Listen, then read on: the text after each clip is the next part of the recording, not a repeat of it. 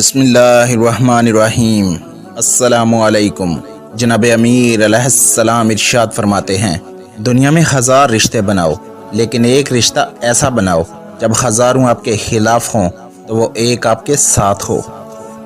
جناب امیر علیہ السلام ارشاد فرماتے ہیں، جو شخص تم میں سے حیثیت، مرتبے، عزت اور دولت میں کم ہو ان کو کبھی تکلیف نہ دینا۔ تو ایک شخص نے سوال کیا، یا علی اس سے کیا ہوگا؟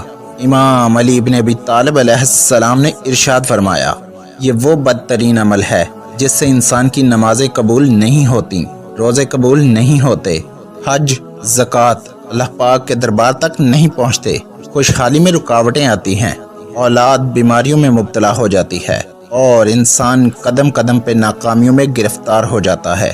میں نے اللہ پاک کے پیارے رسول صلی اللہ علیہ وآلہ وسلم سے سنا کہ جو شخص کسی غریب کو تکلیف دیتا ہے، ظلم کرتا ہے، تو روز محشر میں اس کی شفاعت نہیں کروں گا، کیونکہ غریب کے ٹوٹے ہوئے دل کی بد دعا اللہ پاک کے دربار میں بغیر کسی رکاوٹ کے پہنچ جاتی ہے۔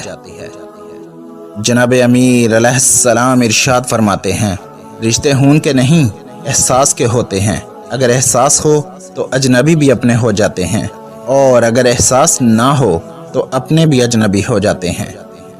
ویڈیو پسند آئی ہو تو پیاری باتیں چینل کو سبسکرائب کر دیجئے۔ شکریہ۔ فی امان اللہ۔